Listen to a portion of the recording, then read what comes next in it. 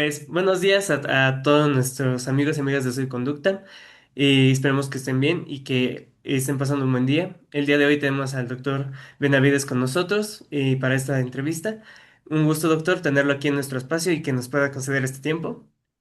Y bueno, para empezar, nos gustaría mucho que se presentara con nuestra audiencia y pues nos contara un poquito, pues quién es Rodrigo, qué cosas le gustan y cuáles son sus pasatiempos. Esto pues no necesariamente tiene que ser en el ámbito académico, pues algo más personal. Pues adelante, doctor. Sí, pues hola, yo soy Rodrigo. Por favor, no, o sea, si me quieren decir doctor, pues está bien, pero preferiría que me dijeran solo Rodrigo. Y aparte, pues no sé, creo que nunca nadie me dice Benavides o doctor Benavides, entonces más bien, si me quieren decir Rodrigo, por mí está excelente, me siento más cómodo. Pues mis pasatiempos, pues creo que mi principal pasatiempo es jugar videojuegos. Desde que tengo memoria fue como algo que en verdad me llamó muchísimo la atención. Y hoy en día creo que los puedo apreciar de una manera particularmente interesante porque los videojuegos son un medio de entretenimiento muy, pues, que se basan en la interacción directa, ¿no? Que se basan en la conducta, si lo queremos ver así.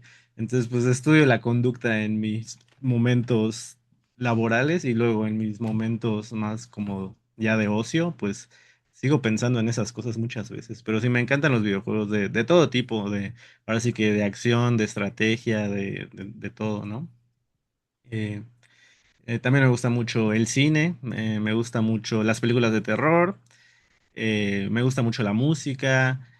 eh, Últimamente he estado leyendo muchos libros de comunicación de la ciencia, ¿no? De diferentes disciplinas, ¿no? Igual, pues creo que una persona tiene que saber de todo, ¿no? Entonces, y bueno, también porque estuve dando un curso de filosofía de la psicología y aproveché para poner a leer a los jóvenes, entonces ahí también saqué mi lista de lecturas pendientes. Pues, en resumen es una serie de lecturas, ¿no? De psicología, de biología, de física, de matemáticas, de muchos temas, ¿no? Eh, ¿Qué más me gusta? Pues principalmente eso y la comida, yo creo. Grandioso, grandioso. Eh, Creo lo de los videojuegos es interesante porque justo, bueno, ya más adelante tocaremos el tema acerca de la tecnología en esto del análisis de la conducta y la psicología. Pero es un campo que realmente debería ser muy apreciado últimamente. Sí, sí. Eh, bueno, siguiendo un poquito con esta parte de temas personales, nos gustaría preguntarle, me gustaría preguntarte, Rodrigo, eh, ¿por qué decidiste estudiar psicología y a qué te dedicas dentro de la psicología? ¿Qué es lo que haces? Un poquito de tus proyectos. Uy, pues es una pregunta muy, muy rara. Bueno, más bien la respuesta es muy rara, ¿no? Creo que la mayoría de la gente entra a estudiar psicología pues porque quiere ser terapeuta, ¿no? Porque es lo que vio en la televisión o es lo que vio en alguna película o no sé, como esta idea de platicar con las personas y así, ¿no? Entonces, pues haciendo memoria, supongo que en algún punto algo así habré intentado o habré querido hacer, ¿no? Y, pues, híjole, es que ahora sí que la vida pasa por muchas cosas, ¿no? Desde esos tiempos, pero algo que sí recuerdo es que me interesaba entender por qué las personas hacían las cosas que hacían, como luego uno conoce personas que hacen cosas muy raras o muy únicas o muy, ¿no? Como fuera de lo cotidiano y creo que principalmente estudié psicología porque quería entender eso, ¿no? Quería entender por qué las personas hacían las cosas tan extrañas que hacían de repente o por qué no hacían las cosas, etcétera.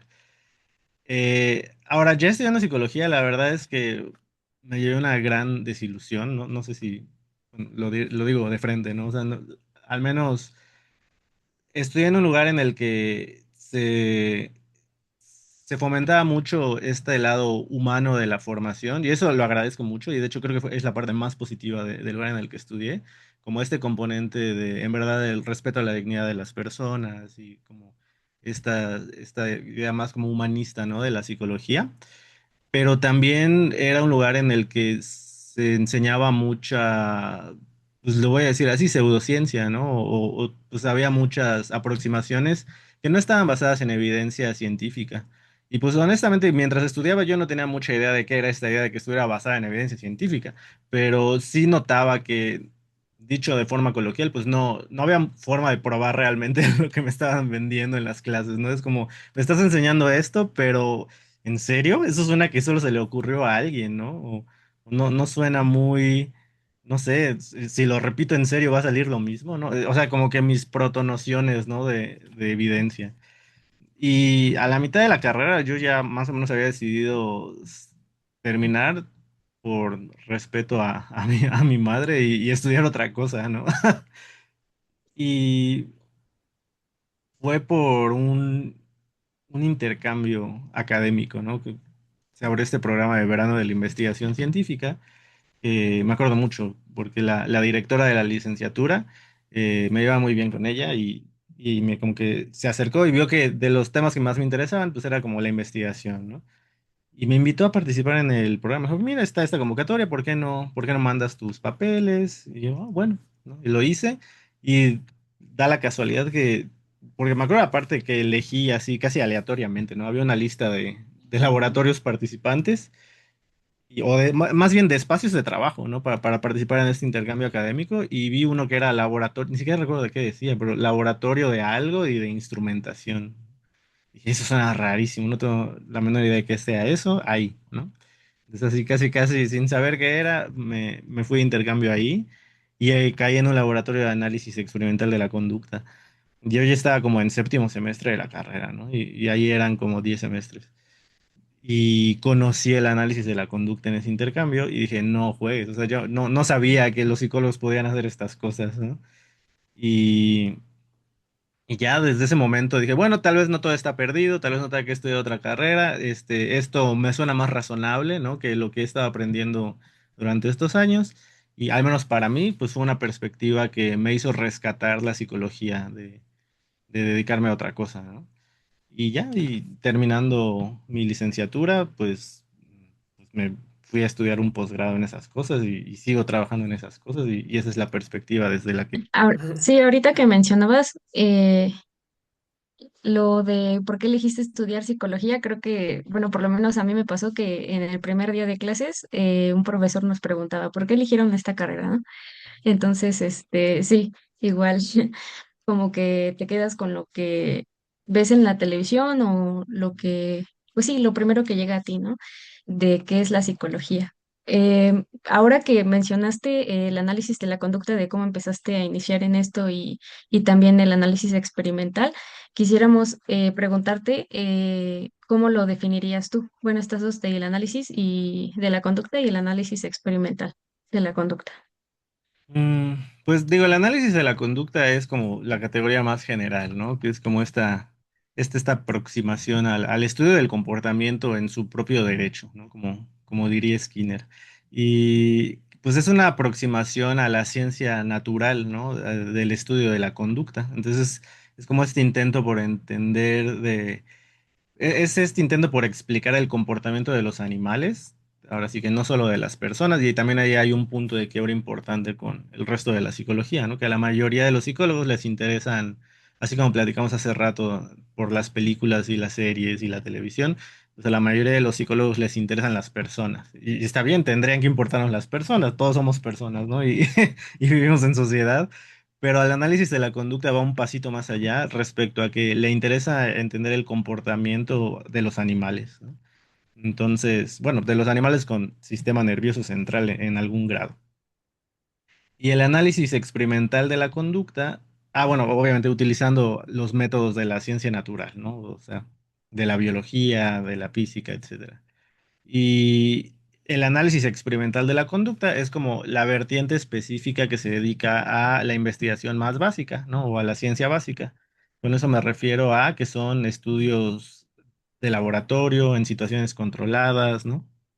Entonces, porque muchas veces nos imaginamos, bueno, es que hay diferentes tipos de investigación, ¿no? Por ejemplo, la investigación de campo en la que la gente sale a lo salvaje, ¿no? a observar a los animales o a las personas, y la investigación de laboratorio, que más bien es agarro a las personas ya, o a los animales que están en lo salvaje y los traigo a una situación artificial y tremendamente controlada, porque ahí lo que me interesa no es ver cómo se desenvuelve el organismo en su medio natural, sino que me interesa ver cómo se desenvuelve en una situación en la que yo prácticamente pongo todas las reglas, ¿no? Ahora sí que es un análisis del comportamiento en el sentido más básico posible, ¿no? Si yo agarro y pongo la situación más controlada posible, ¿cómo respondería ante este tipo de estimulación? Entonces, el análisis experimental responde un poco más a eso. Y por lo mismo, pues está un poco más lejos de estas aplicaciones más directas, ¿no? Muchas veces, pues pensamos, de nuevo, que los psicólogos les interesa ayudar a las personas a vivir mejores vidas, y también, en última instancia, eso es lo que nos interesa a los analistas de la conducta, ¿no? Ayudar a las personas a vivir mejores vidas, pero nosotros vamos a partir desde la perspectiva más básica posible, ¿no? Como tratar de encontrar los principios más generales posibles, justo para que eso nos dé pistas que se puedan aplicar a otros diferentes niveles u otras diferentes escalas. Pues así definiría las dos, bueno, las disciplinas. Ok, sí, muchas gracias. Ahora, pasando a temas un poco más profesionales, ¿tú podrías definir qué es la recurrencia? Ah, claro que sí. Sí, pues principalmente a eso, a eso me he dedicado durante ya varios años. La recurrencia, digo, es dentro del análisis de la conducta hay muchos temas, ¿no? Por ejemplo, elección, que es uno de los temas más populares, ¿no? En el que se trata de analizar si tienes dos opciones, quieres esta o quieres esta, ¿no? Eh, o el famoso descuento temporal, o bueno, hay muchas áreas. Una de esas que es que igual es raro porque no estoy seguro de si se, se ha tratado como tal como la recurrencia, pero bueno, hay diferentes fenómenos de recurrencia, ¿no?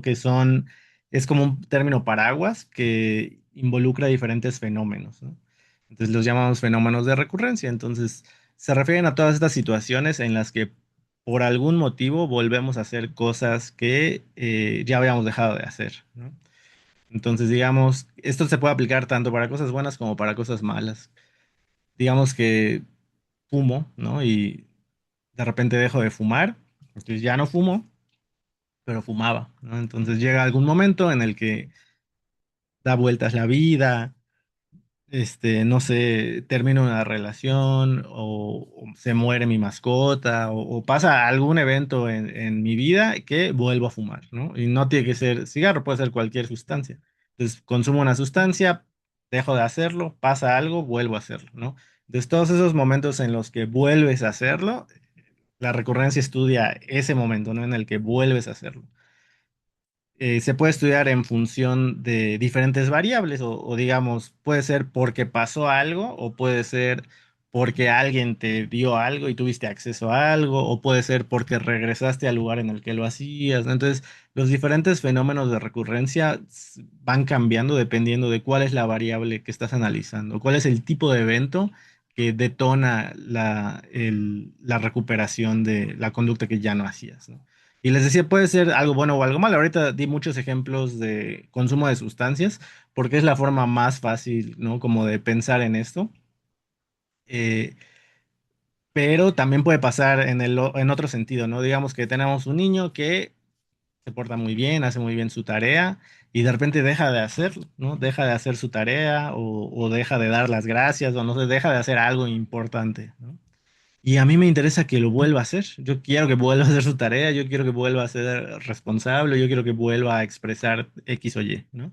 Entonces, ahí también me sirve conocer acerca de los fenómenos de recurrencia, pues porque si sé cuáles son las variables que modulan ese, o sea, si sé qué es lo que causa esa recurrencia, pues podría empezar a jugar con esos factores para fomentar que el niño vuelva a hacer eso que dejó de hacer y que en este ejemplo me interesa que haga, ¿no?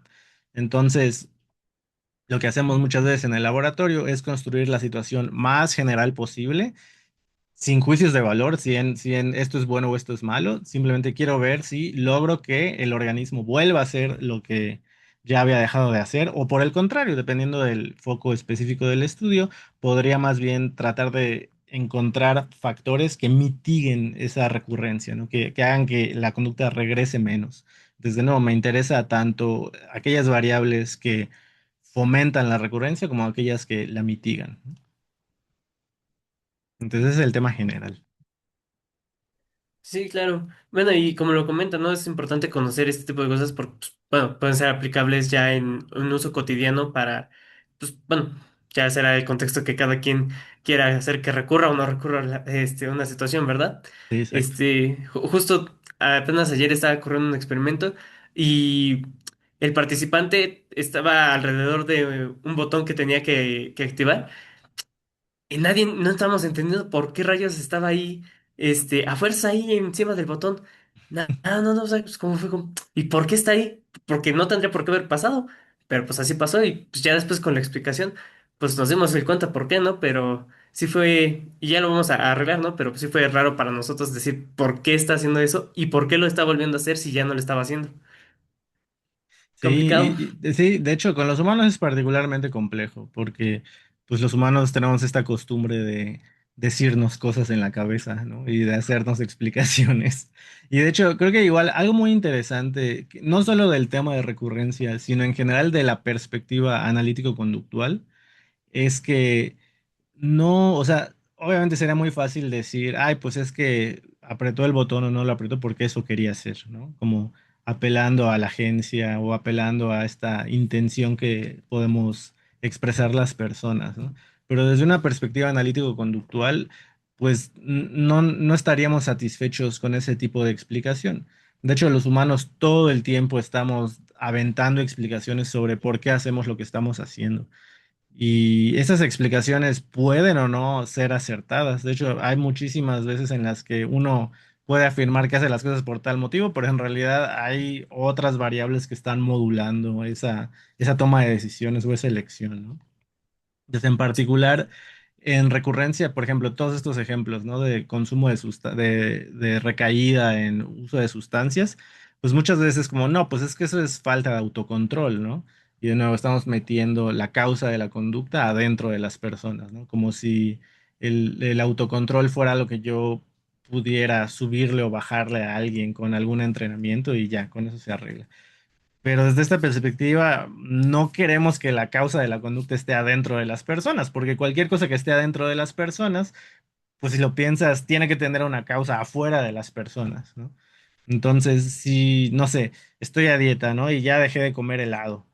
Y entonces voy por la calle y veo publicidad de helado y digo, ay, híjole, se me antoja el helado. Entonces voy y compro el helado. ¿Por qué compré el helado? Porque se me antojó de repente, de la nada se me antojó y tuve la intención de comprar helado. Pues esa es una posible explicación, pero a ver, si nos vamos un paso más atrás, pero ¿por qué se me antojó? ¿No? Por qué llegó ese antojo al helado?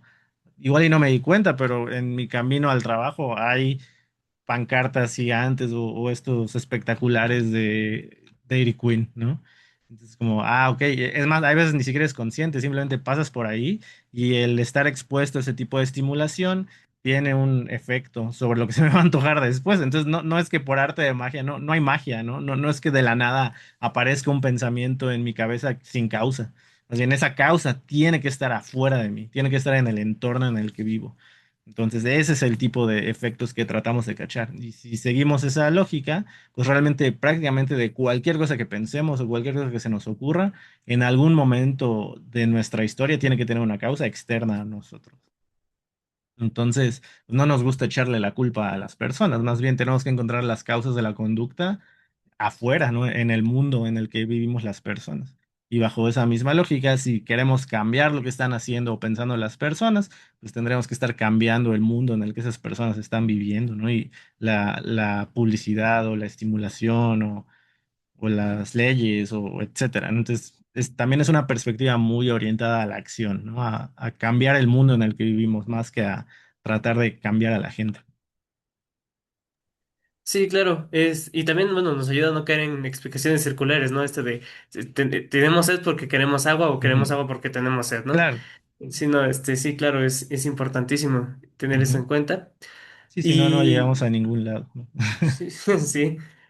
Y bueno, como usted lo mencionó, dentro de la psicología, pues hay muchos temas que se pueden abarcar y si quisiéramos abarcar todos, pues creo que no llegaremos a comprender completamente de todos. Sí, sería quizás lo mejor empezar por uno y irlo desglosando de poco en poco. Y en ese sentido, Rodrigo, pues mira, en tu tesis doctoral analizas algunos fenómenos tales como la renovación, el resurgimiento y el restablecimiento conductual, que bueno, para nuestra audiencia, que mucho ya habíamos comentado, son gente de licenciatura que apenas está empezando a conocer algunos temas o que ni siquiera ha tenido un acercamiento formal a ellos. Pues nos gustaría que nos explicaras un poco en qué consiste cada uno. Ok, pues así como les platicaba hace ratito que, no sé, podemos estudiar la recurrencia, digamos, causada por la publicidad, ¿no? Causada por un estímulo del entorno. O es más, igual y vamos a ver el mismo ejemplo desde diferentes perspectivas, ¿no? ¿Qué tal si ¿cómo conseguí dejar de comer helado? No, pues es que igual y conseguí de estos merenguitos de los de 0 calorías, no sé si los han visto en el súper, pero estos como merenguitos que tienen 1 caloría, ¿no? Entonces igual y eso me ayuda a lidiar con mis ansias, ¿no? De comer, diciendo cosas raras, pero digamos, eso me ayuda a lidiar con esta respuesta fisiológica, ¿no? De antojo de algo, ¿ok? Entonces, tengo antojo, como merenguitos, ¿no? Y el merenguito, pues supongo que es menos malo que estar comiendo helado de Dairy Queen, ¿no? Eh, entonces, cada que tenga el antojo, pues me voy a comer un merenguito. Pero, ¿qué pasa si un día de repente ya no hay merenguitos? Los descontinúan, ¿no? Entonces, cuando ya no está disponible el merenguito, la probabilidad de que yo regrese a consumir el helado se eleva drásticamente, ¿no? En comparación con cuando el merenguito sigue presente. Entonces, ese es otro tipo de fenómeno de recurrencia, que ocurre más bien porque una alternativa que había reemplazado la conducta original, que en este caso era comer helado, cuando la alternativa que es comer merenguito, ya no se puede realizar o ya no tiene las consecuencias, entonces eso detona la búsqueda otra vez de helado, ¿no? Y vamos a ver otro ejemplo. También pensemos que logré, logré dejar de consumir el helado, ¿no? Pero un día de la nada, así llega un amigo y me dice, mira, te compré uno, ¿no? Te compré un helado y me lo pone en la mano, ¿no? ¿Qué hago? O sea, si ya tengo el helado en la mano, ¿no? Entonces, si ya tengo el helado en la mano, no lo compré, pero ya me lo entregaron, fue gratuito. Es más, no tuve que hacer nada para conseguirlo, solo de repente ahí estaba frente a mí. Es más, está en mis manos, ¿no? Pues igual y no me lo como, pues sería muy grosero. También ahí está el factor social, ¿no? Pero bueno, el caso es que esa es otra cosa que puede pasar, ¿no? Que de la nada tenga gratis la cosa que estoy tratando de evitar. Entonces ahí ya vimos 3 ejemplos, ¿no? O lo volví a consumir porque por algún motivo pasé cerca de la heladería o vi la publicidad. Entonces eso sería como análogo a los procedimientos de renovación, que es el estudio de la recurrencia causada por cambios en factores del entorno, ¿no? O cambios en el contexto, si lo queremos ver así. El otro ejemplo, el de por eh, incapacidad de consumir el merenguito, eso sería como un ejemplo de resurgimiento, ¿no? Que en los procedimientos de resurgimiento se establece una conducta alternativa para reemplazar la conducta original, ¿no? Entonces, digamos, como helado, lo dejo de hacerlo porque ahora estoy comiendo merengue. ¿Y qué pasa cuando esa conducta alternativa ya no puede completarse, ¿no? Cuando ya, digamos, se pone en extinción, si nos queremos poner más técnicos, o cuando simplemente ya el tratar de comprar el merenguito ya no funciona, eso es muy probable que detone el consumo. Y el otro ejemplo en el que me dan gratis el helado, ese es un ejemplo de restablecimiento, que es el otro de estos 3 fenómenos, en el que simplemente entrego de manera gratuita y no solicitada el objeto, ¿no? Que se consume y eso detona la búsqueda nuevamente, ¿no? O la probabilidad de que un organismo bajo esas circunstancias vuelva a consumir es muy elevada, ¿no? De hecho, ese es uno de los ejemplos más clásicos cuando pensamos, por ejemplo, en alcoholismo, ¿no? También, entonces, en el ejemplo del alcoholismo, pues muchas veces las personas qué les recomiendas en terapia? Tienes que conseguir nuevas amistades, ¿no? Tienes que dejar de ir a esas reuniones porque el mero hecho de regresar a un entorno en el cual se daba el consumo eleva muchísimo la probabilidad de recaer o de volver a consumir. Lo mismo, obviamente, si alguien llega y te pone una cerveza en la mano, lo mismo, ¿no? También si ahora haces ejercicio, ¿no? Porque ya eres muy sano, entonces fuiste a terapia y aprendiste ahora a hacer, ahora vas al gym, ¿no? ¿Y qué pasa si de repente cierran el gym, ¿no? Ya, o se venció tu membresía y no puedes pagar otra, híjole, pues la cerveza no está tan cara, ¿no? Y es justo lo que reemplazó, ¿no? Entonces, si te das cuenta, lo podemos imaginar de muchísimas formas, ¿no? En la vida cotidiana, este tipo de ejemplos, ¿no? Ahora, lo que hacemos en el laboratorio es, de nuevo, pues no queremos tratar de explicar el comportamiento complejo del mundo real, porque eso puede ser tremendamente complicado y hay muchas variables que no podemos controlar. Entonces, para averiguar cómo funcionan estas cosas, necesitamos llevárnoslo a una situación que sí controlemos, ¿no? Que es tremendamente artificial, sí, pero porque lo que me interesa es identificar cuál es el factor que tiene la mayor carga, ¿no? Al detonar el consumo o la recurrencia. Entonces, los ejemplos más básicos, que de hecho mi tesis de doctorado eran puros experimentos con ratitas, ¿no?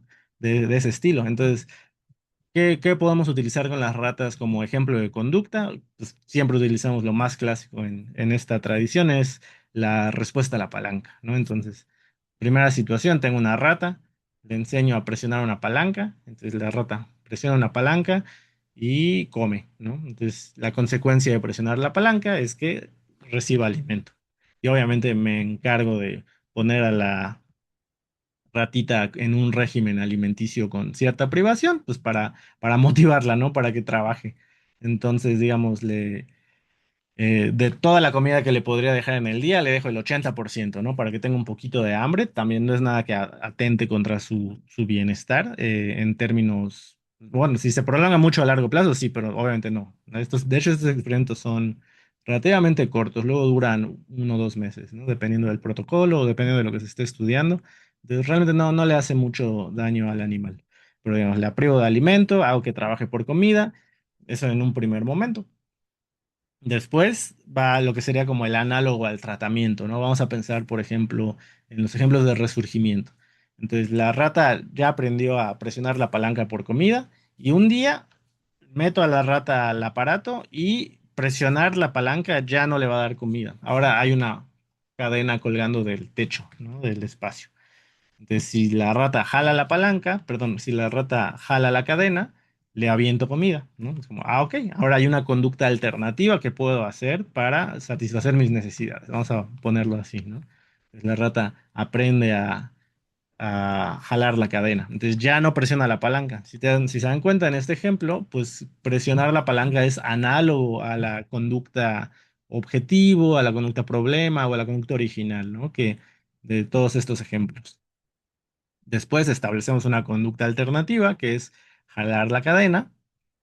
Y ya, pues dejamos que pasen unos días, que se acostumbre a jalar la cadena, hasta que llega un punto en el que decimos, ok, vamos a hacer la prueba, vamos a ver si hay recurrencia, ¿no?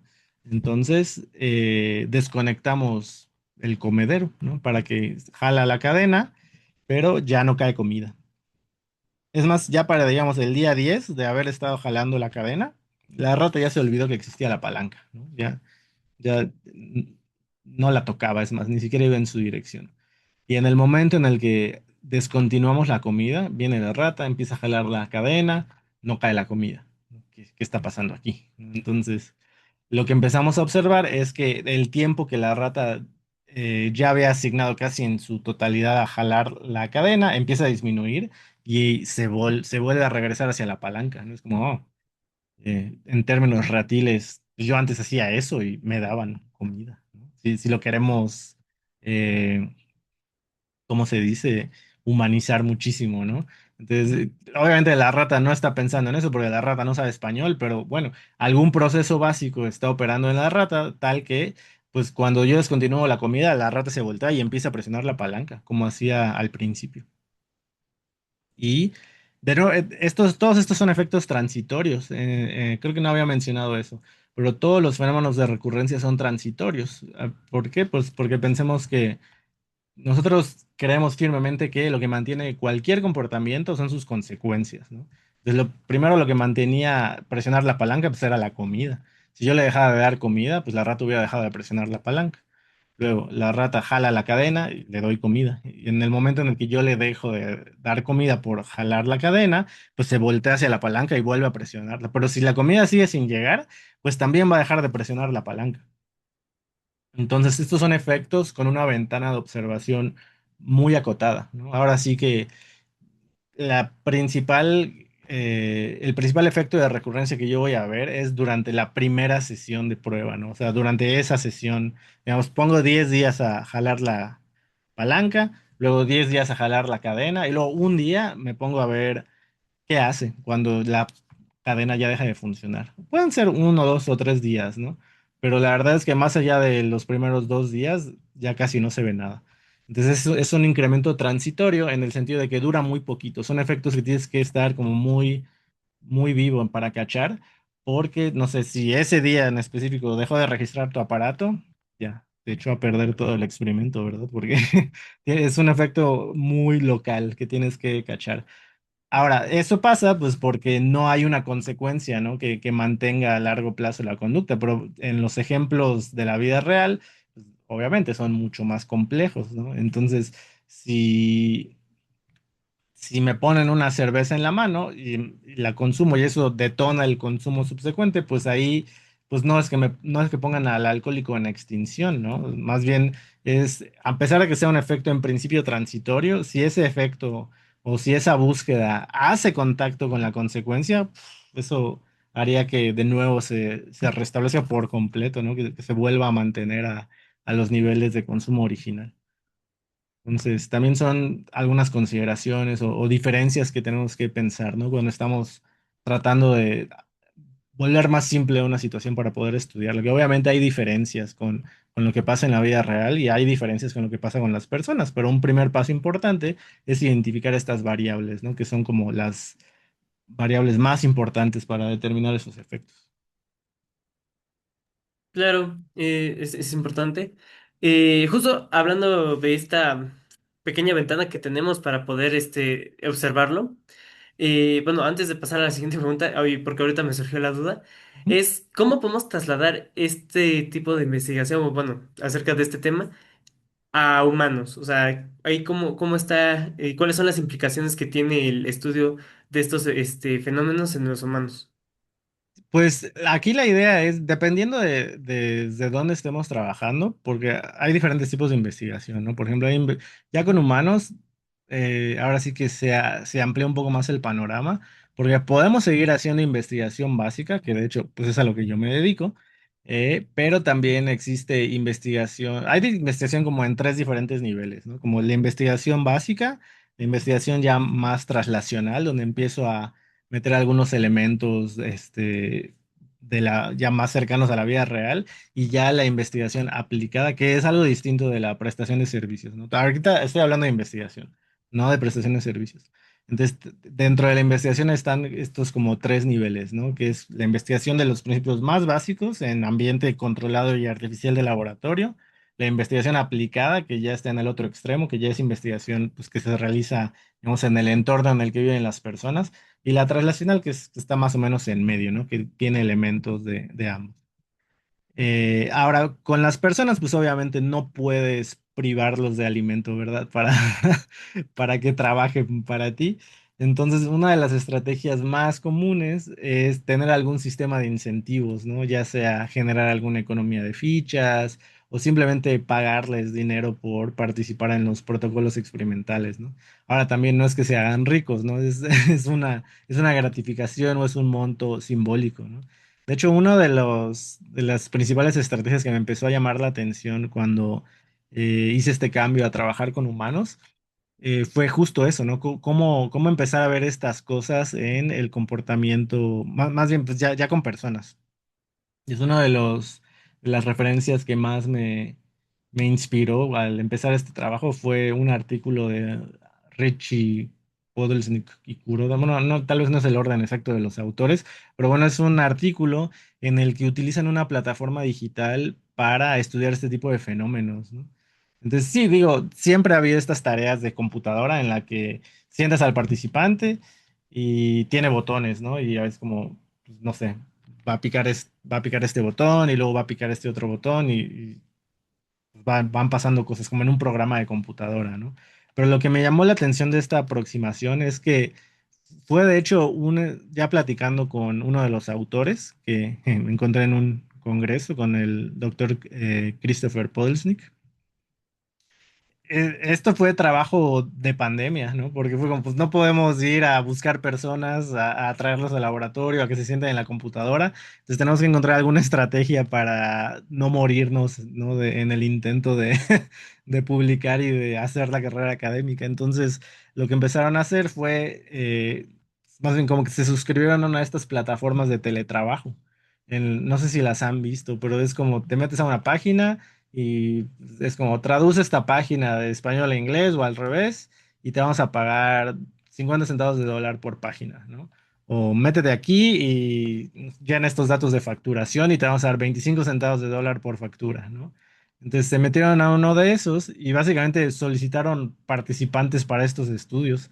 Entonces era una página en la que ellos le podían ir dando clic a los botones en un procedimiento de recurrencia en el que es, pues gano puntos dándole clic a un botón, luego, no sé, gano puntos dándole clic al otro botón y luego ya ningún botón me da clics. Entonces ven qué hacen las personas, ven si se regresan a darle clic al primer botón o cualquiera de las versiones que ya platicamos, ¿no? Igual y le dan clic al botón para ganar puntos, luego dejan de poder ganar puntos y de repente les dan puntos gratuitos. ¿Será que los puntos gratuitos hagan que vuelvan a apretar el botón? Y parece que sí, ¿no? Ahí van otra vez, aunque no tenga ningún efecto, ahí van otra vez a picarle el botón con los puntos gratuitos. Entonces empezaron a dar cuenta de que es factible estudiar este tipo de fenómenos y de que se puede replicar incluso con plataformas web, ¿no? Y incluso aplicando de manera masiva. De hecho, en este estudio que les platico, tenían Ns tremendas para lo que normalmente consideramos en análisis de la conducta, ¿no? Porque podían simplemente publicar en la plataforma el procedimiento y pues quién no está interesado la tarea dura 6 minutos, ¿no? Dura 6, 10 minutos exagerando y vamos, ¿no? Le doy clic a estos botones, gano puntos, no sé muy bien qué está pasando, digamos si soy participante, pero de repente me dicen que gané 10 centavos de dólar o 20 y digo, bueno, ¿no? Entonces empezaron a usar esa estrategia y sacaron muchísimos datos que replicaban justo los datos que se encuentran con las ratas, ¿no? Entonces, pues eso sentó las bases para la aplicación masiva de este tipo de protocolos experimentales en línea. Y de hecho, justo lo primero que intenté fue empezar a ver cómo replicar ese tipo de cosas, pero aquí en México es un poco más complicado. De hecho, la plataforma que ellos utilizan, que bueno, al menos en la que reportan en este artículo, es el sistema de teletrabajo de Amazon, ¿no?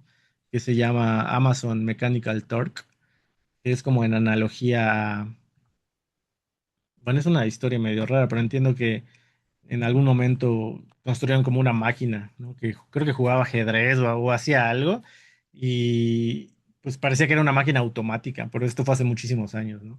Y en realidad había una persona escondida adentro que movía las piezas, ¿no?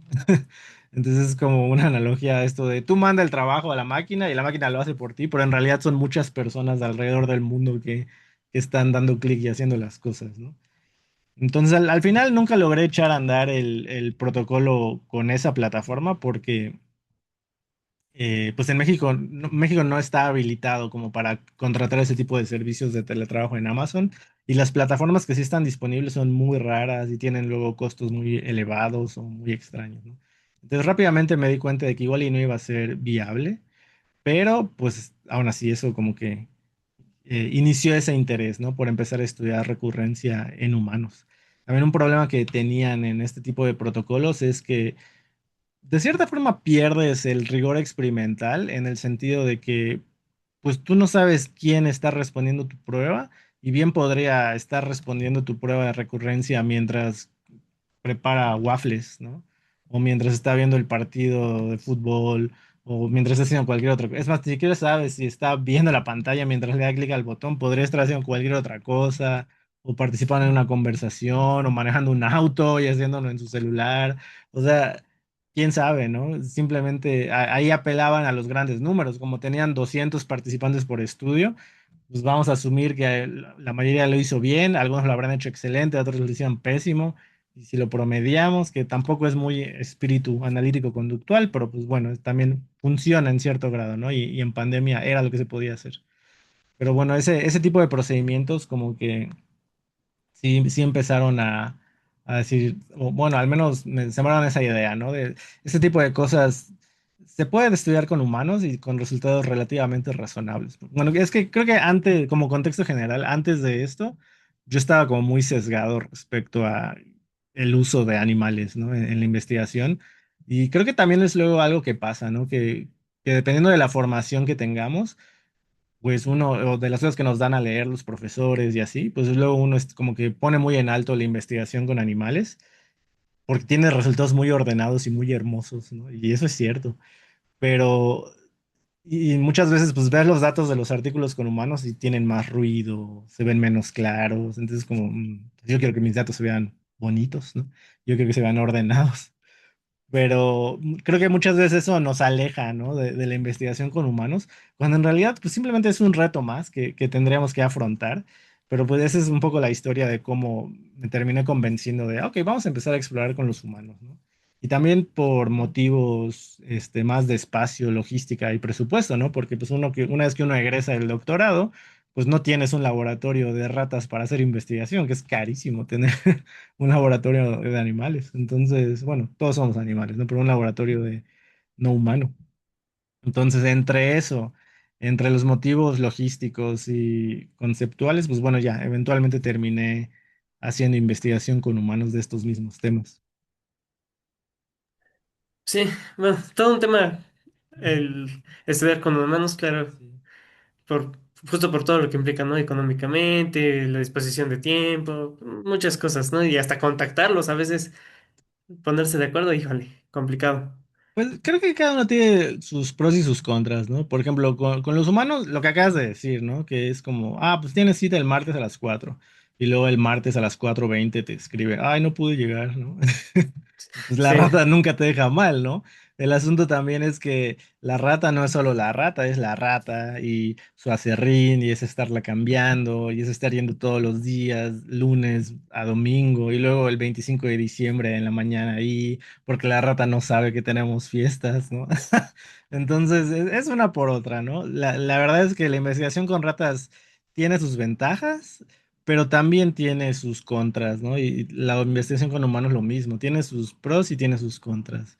Y pues ya para este punto, la verdad es que pues, me gusta trabajar con humanos, ¿no? No, al principio de mis estudios de posgrado nunca pensé decir eso, pero, pero ya hoy en día la verdad es que sí, creo que tiene lo suyo. También es interesante y son retos al fin y al cabo, ¿no? Como lidiar con las partes difíciles de cada estrategia, ya sea con humanos o no humanos. sí, claro.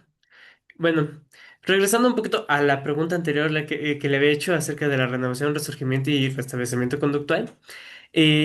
Quisiéramos preguntarte, Rodrigo, ¿cuáles son las implicaciones prácticas de la propuesta teórica de que estos tres fenómenos podrían reducirse fundamentalmente a casos de renovación contextual?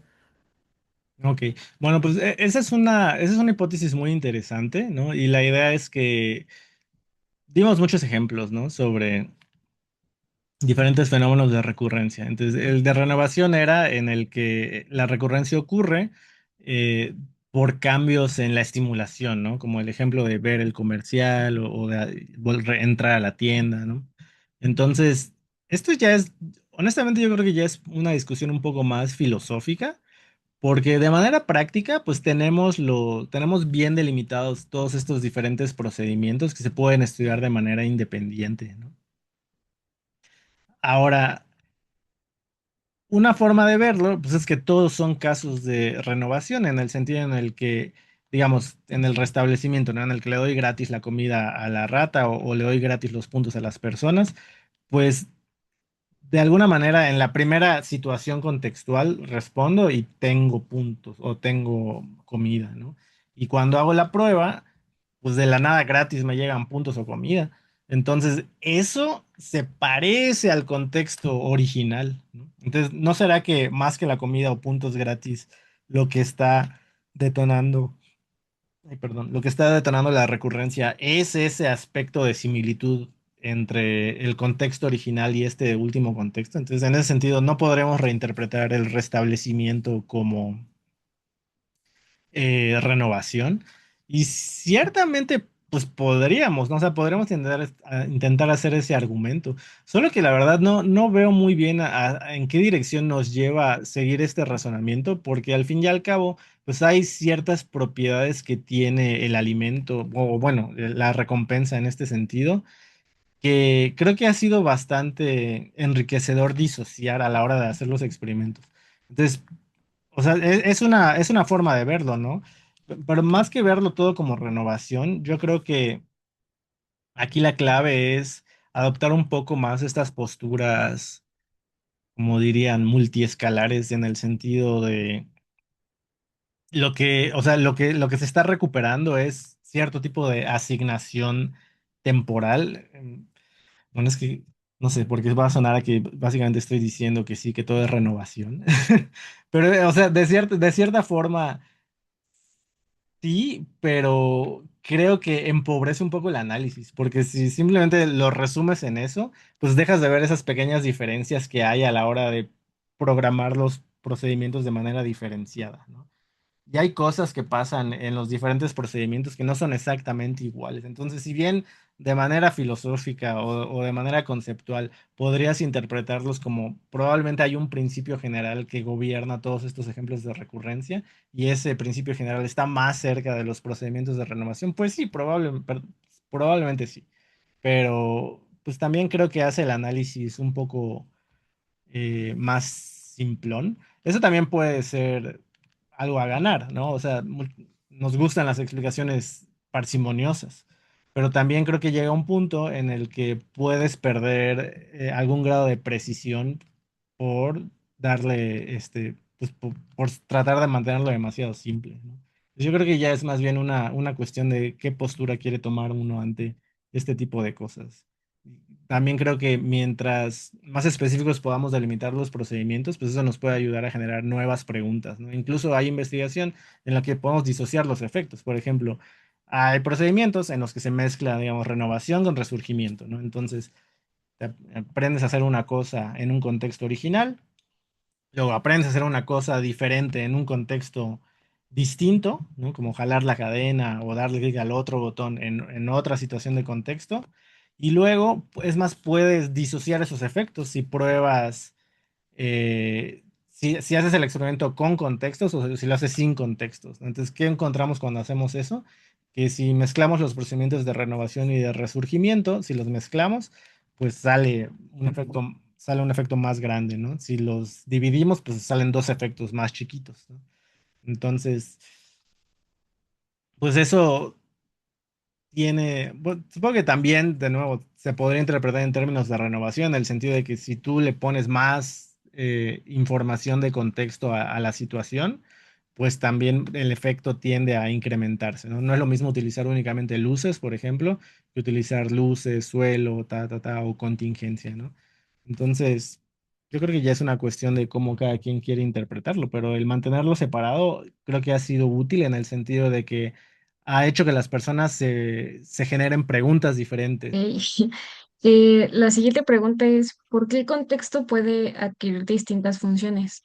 Por ejemplo, el de estímulo discriminativo o reforzamiento condicional.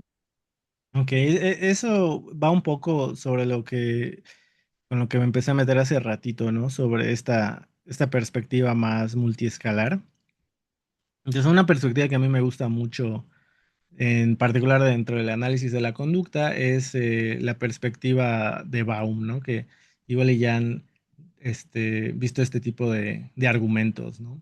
En el que pues, un poco la idea es necesitamos un marco más amplio a través del cual interpretar los hallazgos del análisis de la conducta. Entonces, en la perspectiva de este autor, la idea es que esto es perfectamente compatible y es más lo que tendríamos que estar haciendo, ¿no? Analizar esto a los ojos de la teoría evolutiva. Entonces, desde esta perspectiva, más que pensar en reforzador, en reforzamiento o en estas nociones de fortalecimiento de la respuesta, en lo que tendríamos que estar pensando es en la presión selectiva, ¿no? Que tienen un tipo de interacción con el entorno respecto de otra. Entonces, eh, desde esta perspectiva, pues lo que tendríamos que estar analizando más bien es qué tipo de comportamiento se induce en función de qué tipo de estimulación está presente, ¿no? Entonces, por qué hay cierta estimulación que empieza a generar cierto comportamiento? Pues porque ese tipo de estimulación ha covariado de diferentes maneras, ¿no? Con diferentes consecuencias en el entorno. Entonces, la idea es analizar o sea, de hecho, esta es una perspectiva un poco radical, pero a mí me gusta, pero por aquí la idea es que, pues si lo que nos interesa es el comportamiento de los animales, pues más que psicólogos, desde esta perspectiva estaríamos más cerca de la biología, ¿no? Porque pues a los psicólogos últimamente les interesa entender el comportamiento como síntoma de algo que está pasando en el cerebro, ¿no? Entonces, pues no, los analistas de la conducta no nos interesan tanto explicaciones en ese otro nivel de análisis, que es muy valioso, ¿no? Por supuesto, entender qué está pasando a nivel cerebral, pero nos interesa un poco más en términos funcionales. Entonces, no tenemos ningún problema con comunicarnos con la biología, ¿no? Y con los etólogos. Entonces, de hecho, los etólogos hacen básicamente lo mismo que hacemos en el sentido de estudiar el comportamiento, solo que ellos sí lo hacen como en investigación de campo, ¿no? Ellos sí se van a lo salvaje a observar y a registrar. Nosotros somos como la contraparte de la etología que analiza estos fenómenos en una situación de laboratorio. Y la idea es que pues hay diferentes eventos que han sido importantes para la supervivencia de nuestra especie, ¿no? El alimento, ciertos estímulos asociados al valor sexual, pues diferentes cosas, ¿no? Que un organismo se encuentra por la vida. Entonces, cuando estos diferentes eventos filogenéticamente importantes se van apareando consistentemente a través del tiempo, o covarían a través del tiempo, ¿no? Con lo que estamos haciendo o lo que estamos produciendo en el entorno, esas covarianzas son lo que van gobernando las funciones, ¿no? Que adquieren los estímulos. De hecho, en mi tesis no de licenciatura, perdón, en mi tesis de doctorado, hice un experimento muy simpático que, digo, el experimento no está interpretado así, pero visto a distancia creo que se puede interpretar así de cierta forma, ¿no? Y ahí la idea era que tenía un procedimiento de renovación. De hecho, creo que le llamé algo así como autorrenovación, porque la idea era que en un primer momento las ratas presionaban una palanca y luego las mandaba a un contexto en el que ya no había alimento, ¿no? Entonces estaban en extinción. Les respondían en la palanca, pero ya no había consecuencias. Y por último, les daba dos palancas, ¿no? Entonces, en resumen, les daba a elegir. Era como una de las palancas, lo que hacía era regresar a la rata al contexto inicial, ¿no? Como que exponía a la rata al contexto inicial y la otra palanca solo era control, no hacía nada. Entonces, lo que yo pensé que pasaría, pues era que una vez que se le presentan esas palancas adicionales a la rata las iba a empezar a explorar y al generar el contexto original, yo pensé que se iba a ir a responder por alimento, porque eran palancas diferentes, ¿no? Estoy en silencio. Pero no pasó eso. Más bien, o sea, imagínense que estaba una palanca, la palanca original que estaba junto al comedero, y en el otro extremo de la caja aparecían las dos palancas novedosas, ¿no? La que regresaba al contexto inicial y la otra que no hacía nada. Solo como para ver si no solo lo estaba presionando por presionar, ¿no? Y lo que encontré fue que la rata se quedaba presionando la palanca que generaba el contexto, pero ya que estaba en el contexto original, no se regresaba a responder a generar la comida, como que se quedaba generando el contexto muchas veces, ¿no?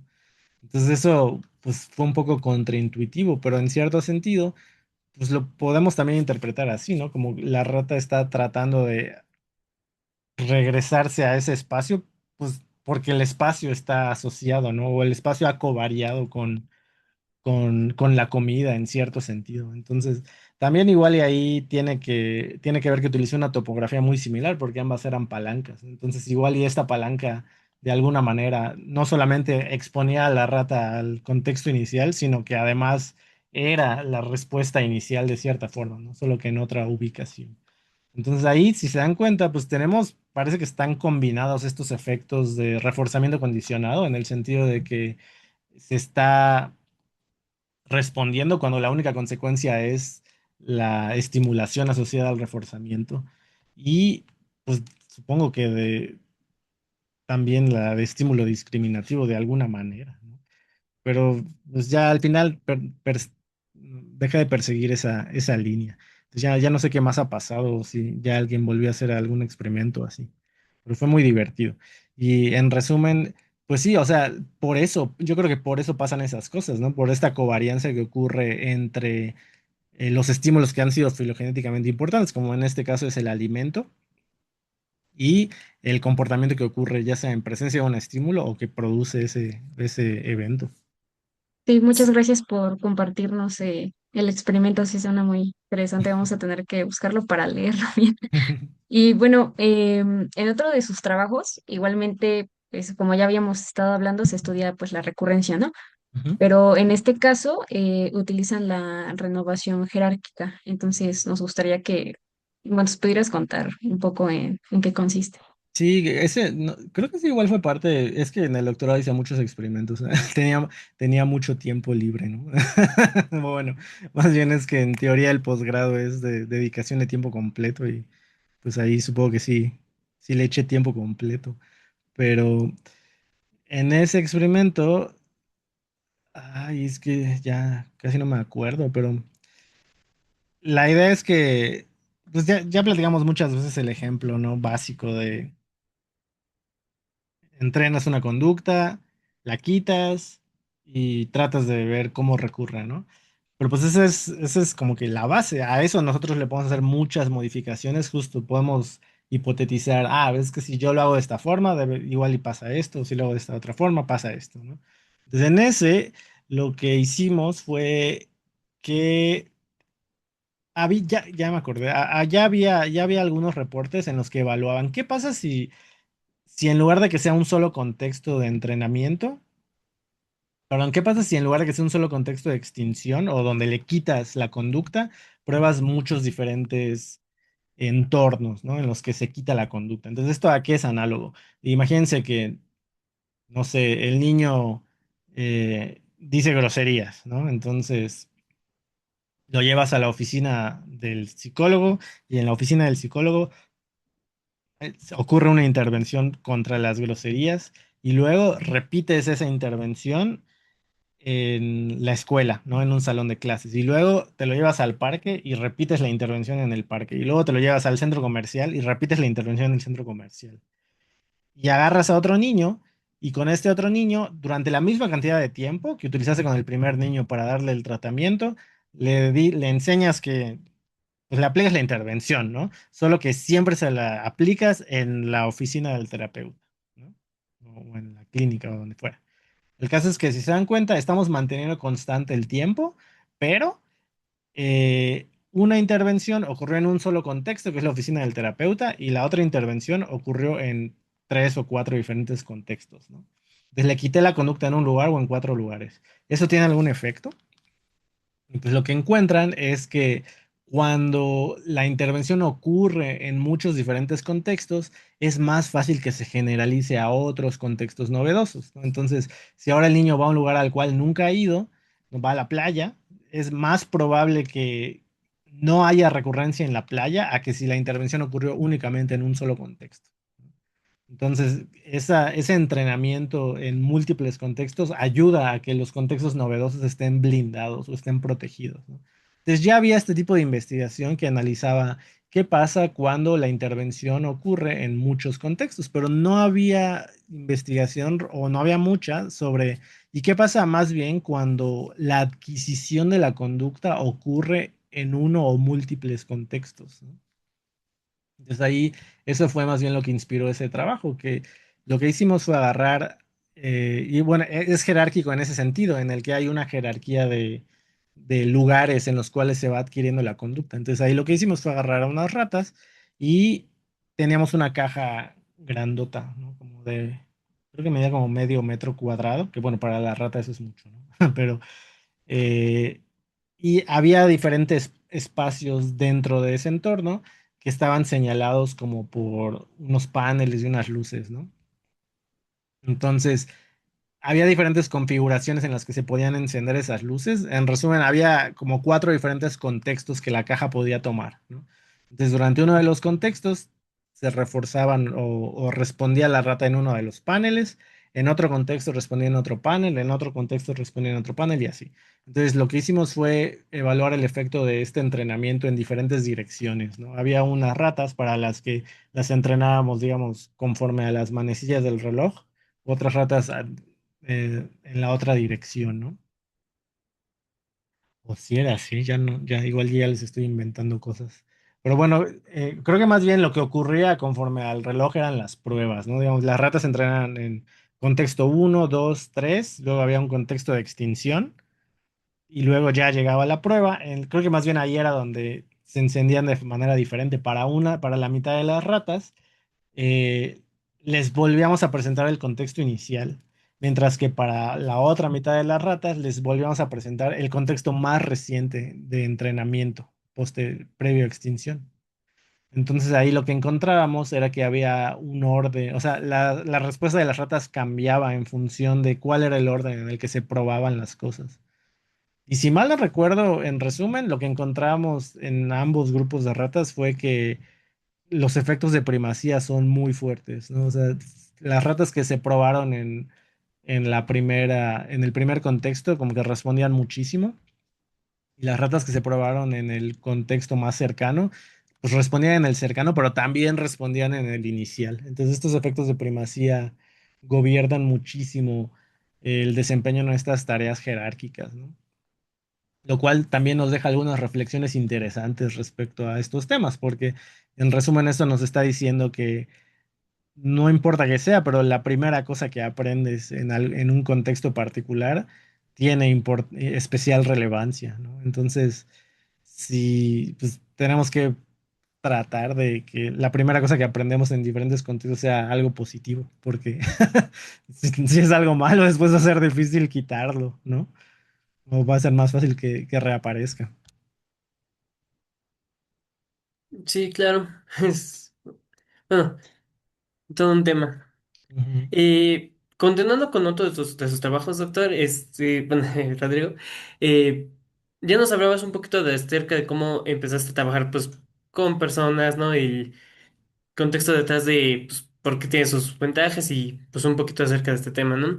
Y pues bueno, en uno de tus experimentos se estudió el resurgimiento en un entorno de realidad virtual. ¿Nos podrías explicar un poquito de dónde surgió este experimento? ¿Por qué optar por la realidad virtual? ¿Cómo se llegó a ese punto, por favor? Ah, sí, de hecho eso conecta con lo que les estaba contando antes, ¿no? De los procedimientos por Amazon. Entonces, cuando empecé a ver que los procedimientos por Amazon no iban a ser viables, eh, lo primero que intenté fue, pues, replicarlos en una laptop, ¿no? Simplemente echarlo a andar en una laptop. Como mi tesis de licenciatura igual la corría así, ¿no? Con un aparato en una laptop. Pero, no sé, ya tenía mis dudas, porque desde que hice mi experimento de mi tesis de licenciatura, o sea, es las personas te terminan odiando, ¿no? Porque, o sea, el protocolo experimental es algo muy abstracto, muy simple, muy feo, ¿no? En el sentido de que, pues, tienes dos botones y no hay ninguna estimulación en la pantalla. Es más, en mi tesis de licenciatura hasta les ponía audífonos a las personas con ruido blanco, imagínate, ¿no? Así como le ponen a las ratas le ponen como este ruido que hace la radio cuando no hay ninguna estación de, ¿no? Entonces, las personas terminan odiándote porque básicamente les estás reproduciendo ruido en la cabeza y los pones a hacer la tarea más aburrida posible, en la que no tienen idea de cómo, por qué, pero de repente ganan puntos picando en la pantalla. Entonces, la gente odia ese tipo de tareas y luego huyen de ti, ¿no? Los tienes que perseguir para que participen. Sí, de por sí luego es complicado conseguir participantes, híjole, con ese tipo de tareas todavía más, ¿no? Entonces, ese fue lo primero que intenté. Ahora sí que hubo recurrencia, ¿no? De mi estrategia en la licenciatura. Y muy rápidamente me empecé a encontrar con los mismos problemas, ¿no? Que las personas odiaban hacer ese tipo de cosas. Y pues ahí es donde entró un poco supongo que mis hobbies, ¿no? Que a mí siempre me han encantado los videojuegos. Y recién se empezaba a hacer un poco más accesible ya de manera comercial esta tecnología de la realidad virtual, ¿no? O sea, ya había visores comerciales, pero pues tampoco eran súper económicos, ¿no? Pero más o menos por esa época, pues compré uno como para probarlo, ¿no? Como para ver cómo era, si estaba divertido, o cómo funcionaba. Y pues lo tenía por ahí. Entonces dije, pues, a ver, estará muy difícil programar una tarea en eso. Y me di cuenta de que realmente no, o sea, no era tan difícil como me imaginaba, ¿no? Y pues empecé a desarrollar una tarea en realidad virtual que replicara justo lo que pasaba en esos procedimientos de laptop, solo que no fuera tan aburrido, ¿no? Entonces era una tarea en la que tienes una pistolita y vas disparando para reventar unos globos, ¿no? Y que de hecho, eso es muy curioso porque como que yo tomé las medidas, así como que una de mis preocupaciones al hacer eso era que pues no sé, digo, para mí no, pero igual y para alguien se le puede hacer muy violento estar disparando, ¿no? Entonces dije, pues no quiero no quiero que parezca un arma real, más bien es como un tubito, ¿no?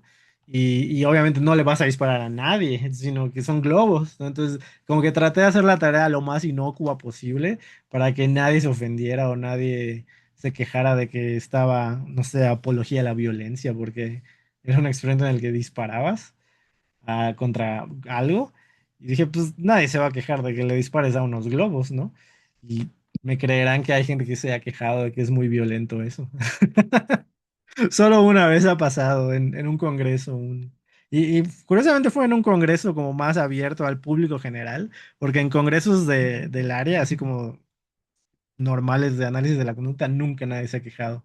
Pero en este congreso que era como más abierto a quien quiera ir, ¿no? Que no tenían que tener formación en psicología o en análisis de la conducta más bien, ahí fue donde recibí la única queja de que estaba muy violento usar un arma, aunque sea contra globos, ¿no?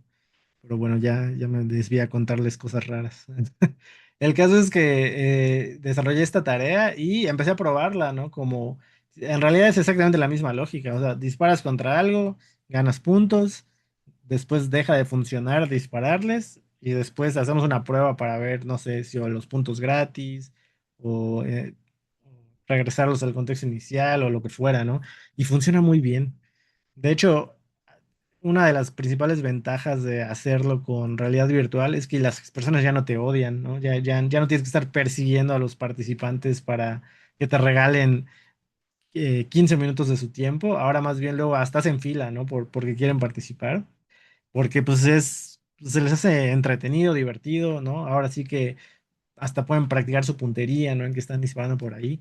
Y eso, si te das cuenta, a la vez abre nuevas preguntas, porque pues cuando alguien le está dando clic a un círculo en la pantalla, es muy difícil que falle, ¿no? De hecho, la mayoría de las respuestas las registras como acierto, porque solo le están dando clic a un botón, no hay como hacer mal eso.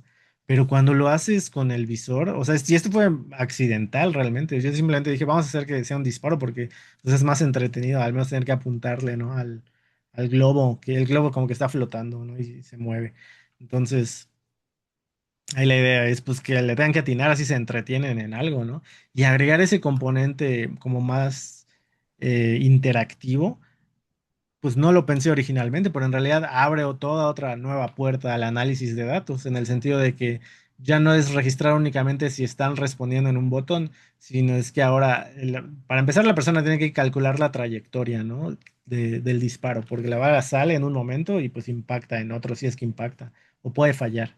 Entonces también ahora podemos hacer un cálculo de la puntería, por ejemplo, ¿no? Si dividimos la cantidad de disparos entre la cantidad de aciertos y eso nos ha dejado también ver aspectos interesantes de los datos que normalmente no se ven porque pues era el 100% de aciertos como le das clic al botón.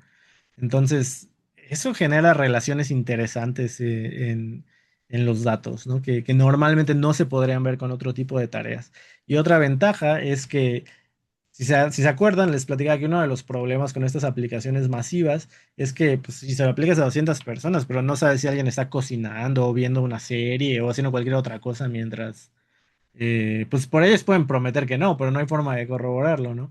En cambio, en las aplicaciones con el visor, es más, yo tengo absoluta garantía de que sé es con absoluta precisión todo lo que está entrando en el entorno visual de mi participante, ¿no? O sea, porque yo controlo lo que ve. Entonces, literalmente le tapo los ojos, ¿no? O sea, bueno, le ponemos el visor al participante y tenemos control absoluto sobre todo lo que la persona ve en ese entorno y todo con lo que interactúa. Entonces, a mi forma de ver, eso es incluso mucho más cercano a lo que tenemos con las ratas, en el sentido de que yo agarro a la rata, la sujeto y la coloco en el entorno o en el espacio experimental y tengo completo control sobre todo lo que la rata ve y toca, ¿no? Porque yo diseñé ese espacio, yo diseñé esa cámara de condicionamiento o donde meto a la rata, ¿no? Entonces es un poco lo mismo con los humanos, con el visor, porque yo agarro el visor, se lo pongo a las personas y controlo todo lo que ven y tocan durante la experiencia. Entonces tengo un grado de control, ahora sí, propiamente de laboratorio, ¿no? Sobre lo que están haciendo los humanos. Entonces, eso creo que es una gran ventaja que muchas veces como que creo que se ha perdido un poco de vista. De hecho, ha sido medio un show publicar investigación con el visor, porque no, o sea, no todos lo ven, no todos lo ven con los mismos ojos, ¿no? Como que hay muchos revisores que lo ven como algo muy positivo y como una buena dirección, pero también hay revisores que dicen, ay, es que se podría parecer demasiado a un videojuego y podríamos empezar a ver cosas como que no querríamos estar viendo, ¿no? Como que podría ensuciar el procedimiento. Entonces, pues también es otra perspectiva, ¿no? Aunque, pues la verdad es que hasta ahorita lo que hemos visto en los datos, pues los datos se ven bastante ordenados, ¿no? Incluso se ven más ordenados que lo que se ve con una laptop, en el sentido de que, por ejemplo, algo que pasa mucho con los humanos es que responden de manera indiscriminada, ¿no? Simplemente tú les das el botón y es como, sí, ya están ahí dándole, ¿no? Y pues, es más, hasta pueden voltear a ver su celular si no se los quitas o si no se los prohíbes, ¿no? Y solo están ahí dándole al botón y luego casi ni se enteran de qué pasa. En cambio, pues, con el visor garantizamos que están interactuando con la tarea de manera mucho más cercana. Entonces, pues obviamente yo soy partidario de implementar este tipo de tecnologías, ¿no? Y creo que tienen mucho que ofrecer respecto a la cantidad de variables que podemos analizar. También porque no es únicamente, digamos, analizar los clics al botón, sino pueden analizar cuántas veces se disparó, cuántas veces de hecho hubo un impacto de la bala con el objetivo, cuántas veces no, puedo calcular la puntería y es más, el aparato registra la posición y la rotación de cada uno de los componentes que estén conectados. Entonces yo sé cuál es el ángulo de visión hacia las que las personas están atendiendo. Entonces podría calcular incluso cuánto tiempo pasan viendo la dirección del globo, o puedo calcular cuántos movimientos hizo con la mano, ¿no? O si tenía estas como bouts de respuestas de que dispara tantas veces y luego baja la mano, porque tengo el registro, ¿no? Tengo el registro de todo lo que está haciendo con sus manos y de todo lo que está haciendo con la rotación y posición de su cabeza. Que eso obviamente no lo tengo cuando hacemos esos experimentos con la computadora. Y pues en ese sentido, pues son más datos que podemos analizar y son más relaciones ordenadas que podemos encontrar haciendo ese tipo de cosas.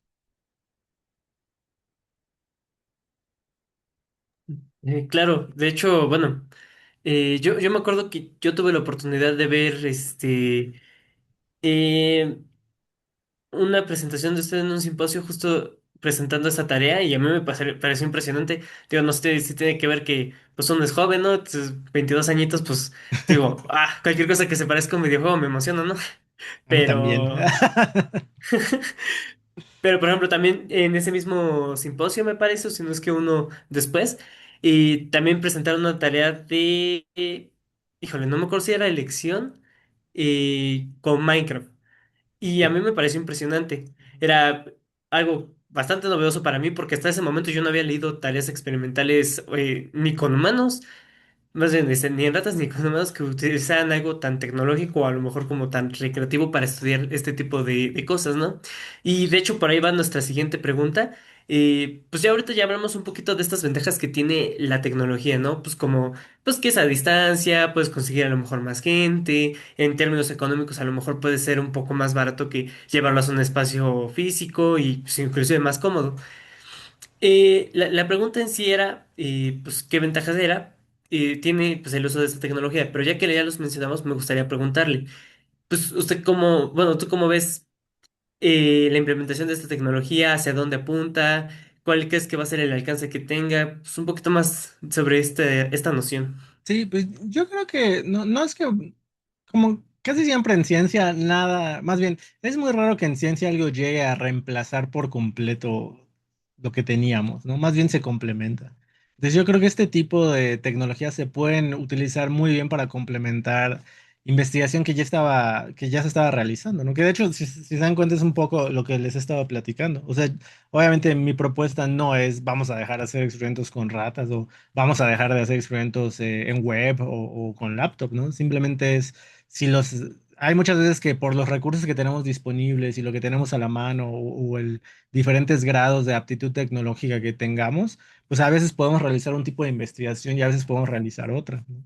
Entonces yo creo que el implementar estas tecnologías abona en el sentido de que pues si ya lo tengo a la mano, ¿no? Y lo puedo echar a andar, pues hagámoslo. Que también es algo que uno se enfrenta una vez que, que se terminan las becas del posgrado, ¿no? Bueno, ahorita no sé cómo estén las cosas, escuché que ya está un poco más difícil por ahí, pero cuando yo estudié el doctorado, pues, todos teníamos beca, incluso bueno, yo no estudié la maestría, pero entiendo que también todas las maestrías tenían beca. Ahorita creo que ha habido algunos ajustes, no sé muy bien cómo funciona, pero pues durante el posgrado uno normalmente vive, ¿no? De ese tipo de apoyos pues, que da o que daba el gobierno por realizar ese tipo de actividades de investigación. Pero pues eso se termina, ¿no? Entonces, una vez que se terminan ese tipo de apoyos, pues ¿qué haces, no? O sea, si lo que aprendiste a hacer es hacer investigación y eso es a lo que te quieres dedicar, pues necesitas los medios para seguir realizando ese tipo de actividades. Y eso es algo que muchas veces eh, pues uno no ve, ¿no? Hasta que ya llega el último cheque, ¿no? De la CCT. Entonces, en ese tipo de situaciones, yo creo que mientras más herramientas tengamos para trabajar sin perderlo todo en el intento, pues mejor, ¿no? Pues de nuevo, o sea, yo me acuerdo que cuando yo termino mis estudios de posgrado, pues sí se me presentó la oportunidad de seguir colaborando en el laboratorio en el que estaba con ratas y de hecho corre un par de experimentos más, ¿no? Posterior a mi titulación, pero pues también uno tiene que empezar a encontrar sus espacios, ¿no? Y uno tiene que empezar a hacer sus cosas, no te puedes quedar ahí en el laboratorio en el que te formaste toda la vida. Uno tiene que empezar a hacer sus propios espacios de investigación y sus propias cosas. Y como investigador joven y alguien que pues, acaba de graduarse del doctorado, pues no, pues ahora sí que no la tienes fácil, ¿no? Y tienes que empezar a encontrar una manera de hacer investigación y de generar datos y de seguir publicando. Si lo que quieres es perseguir esa carrera académica, pues tienes que encontrar una manera. Y también, justo, pues de nuevo, por eso me volteé a ver estos procedimientos en web, ¿no? Como los de Amazon y pues digo, eventualmente vi que no iba a ser viable, pero pues encontré esta otra alternativa, ¿no? Que es que es el visor. Y también creo que algo que me permitió hacerlo fue que yo tenía formación no solo en análisis experimental de la conducta, sino que yo ya sabía programar, ¿no? Porque de hecho, la primera versión de la experiencia virtual, o sea, de esto del visor, y estos primeros procedimientos, pues los programé yo a manita, ¿no? Todavía no ocurrió este boom del chat GPT y la inteligencia artificial, ¿no? Que ya hoy en día ya obviamente está súper integrado todo eso, ¿no? Entonces ya las últimas versiones de las tareas experimentales que usamos, pues ya se las metimos a ChatGPT a que le haga ajustes y que lo afine y que mejore el registro, pero pues eso vino después, ¿no? Ahora sí que lo pude echar a andar pues porque sabía programar y sabía encontrar herramientas, ¿no? Y sabía ver tutoriales de YouTube de, ¿cómo hago esto, no? Y que luego, pues a veces es un trabajo de semanas o meses, ¿no? Que eh, formar como que el prototipo del software o empezar a desarrollar estas cosas, pero pues justo por eso es importante, o al menos en esa época, y yo sé que ahorita ya la inteligencia artificial cubre muchas de esas necesidades, ¿no? Pero en ese sentido, ahora es importante aprender a utilizar ese nuevo tipo de herramientas como la inteligencia artificial que cubren esas necesidades.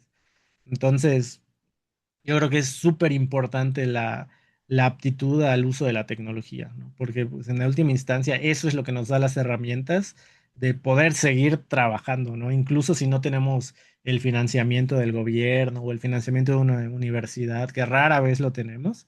Entonces, la forma de seguir adelante es, pues, eh, mejorando nuestras habilidades de dominio tecnológico, ¿no? Nuestra literatura tecnológica.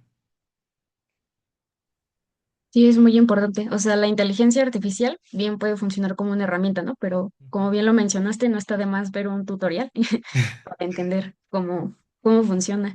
Y pues bueno, para ir cerrando la entrevista, nos gustaría que les recomendaras a los estudiantes de psicología interesados en el análisis experimental de la conducta algún artículo o algunos libros.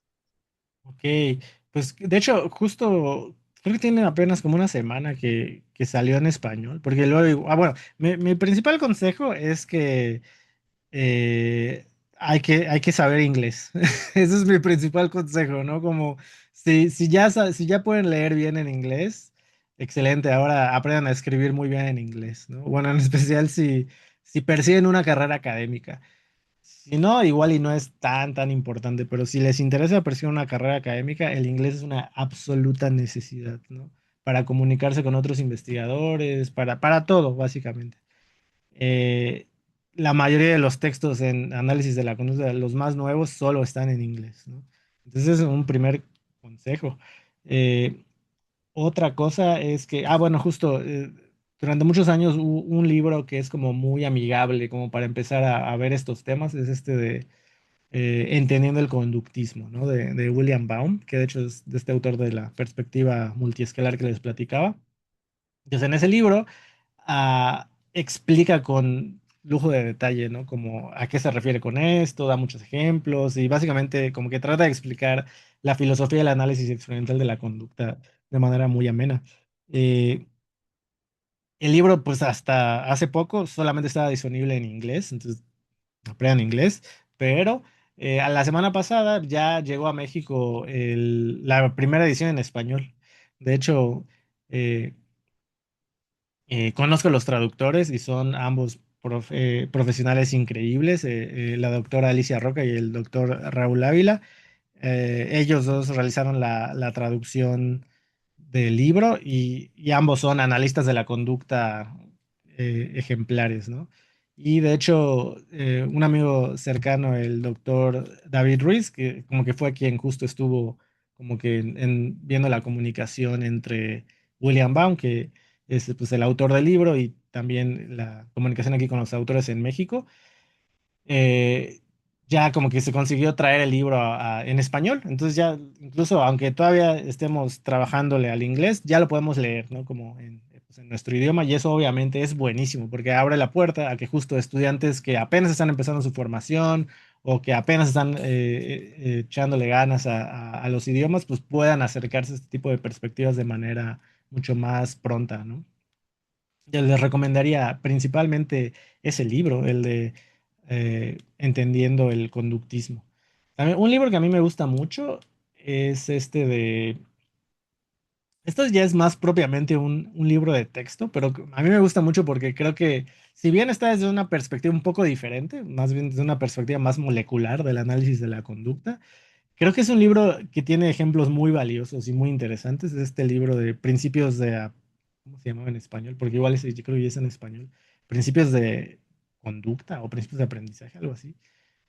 O principios de conducta de Malot, que es un libro que tiene unos diagramas clásicos, así súper característicos. Seguramente ya lo han visto, ¿no? Pero ese libro he notado que a los estudiantes les hace mucho clic porque como está todo visual, ¿no? Como te ponen los diagramas y lo puedes entender de una manera mucho más amena y los ejemplos pues están entretenidos porque te los va contando como una narración, ¿no? Y que de repente te está contando una historia y continuará, ¿no? Y luego en otros dos, tres capítulos adelante te continúan la historia, pero ya con conceptos más complejos. Entonces, esos dos libros para iniciar en el análisis de la conducta, yo creo que son muy buenos, en particular porque cubren dos diferentes perspectivas que se trabajan desde este área, ¿no? Que es el análisis más molecular, como está en términos de Malot, donde es una perspectiva muy de momento a momento, de qué es lo que está pasando, cuál es la consecuencia, cuál es el efecto, ¿no? Y la perspectiva más multiescalar, que ya es como, ok, pues sí, pero vamos a analizar esto a los ojos de la evolución y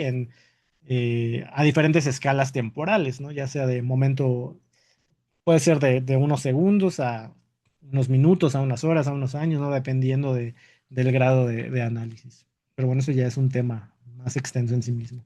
Entonces, recomendaría esos dos libros. De hecho, el de Malot fue el primer libro que yo leí sobre análisis de la conducta, en que vine a ese intercambio académico en la licenciatura. Eh, Me aventaron ese libro así de, pues léete este, ¿no? Me dieron el libro de Malot y la verdad es que lo agradezco muchísimo porque es un libro fácil de seguir, ¿no? Es un libro amigable con los lectores jóvenes. ¿Y qué más me habían preguntado? Bueno, al inicio ya habías mencionado que recomendabas pues que de plano, pues no, de paso supiéramos inglés, ¿no? Ah, sí. Pues eso sería como un tip, pero también pues si tienes algún otro tip, pues sería la siguiente pregunta Ah, para estudiantes de claro. psicología a nivel licenciatura. Sí, sí, sí. Mi tip es pues sí, normalmente este tip lo daba más bien como aprendan a programar, pero ya en ese punto supongo que es más útil aprendan ingeniería de prompts, ¿no?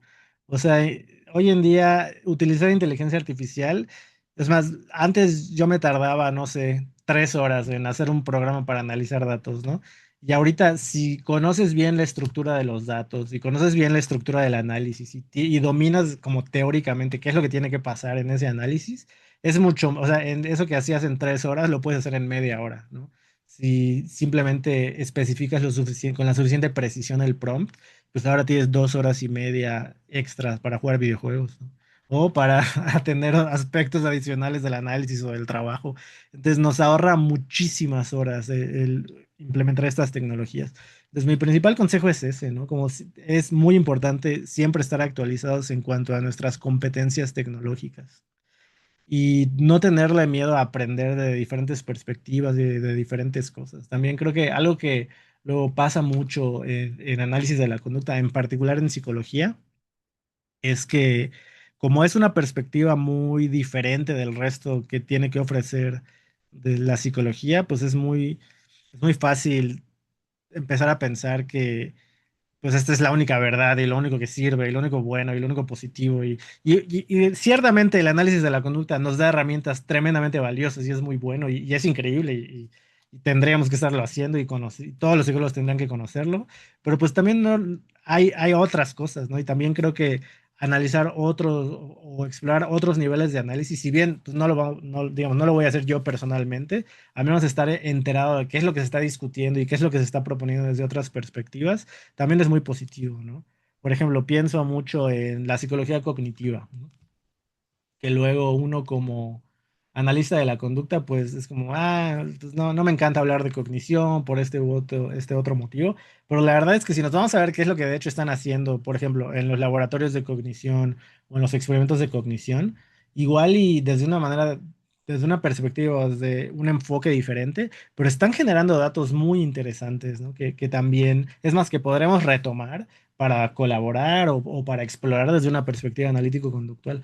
Entonces, yo sí recomiendo como mantener esa apertura a otras perspectivas, obviamente esto con la consideración de que estén basadas en evidencia científica, ¿no? Tampoco les diría, ábranse a todas las perspectivas, todo es igual de válido, vámonos a hacer homeopatía. Pues no, ¿verdad? No, no, no me refiero a eso. Más bien es, pues si tenemos motivos razonables suficientes para evaluar la evidencia que se está proponiendo, pues otras perspectivas también pueden ser muy enriquecedoras, ¿no? Entonces también aconsejaría eso, ¿no? El análisis de la conducta es padrísimo, es lo máximo, pero pues tampoco es lo único que existe, ¿no? Incluso dentro de las ciencias biológicas hay muchísimo que aprender desde otras perspectivas y desde otros lados.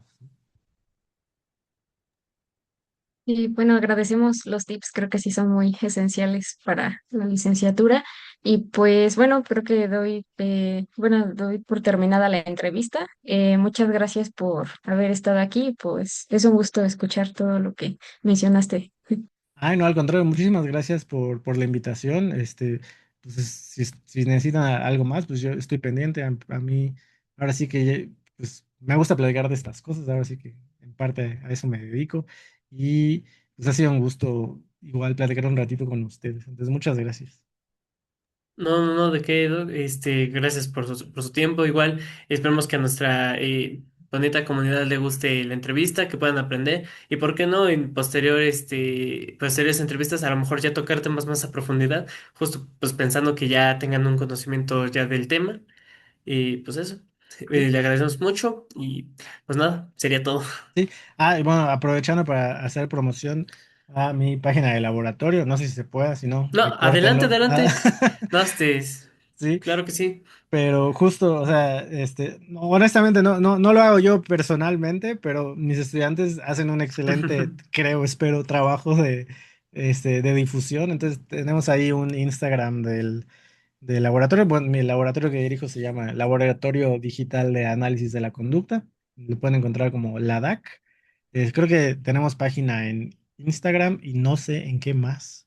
Pero en Instagram nos deben poder encontrar y ahí seguramente encontrarán vínculos a alguna otra cosa que estemos haciendo. Entonces, pues, sí, muchas gracias.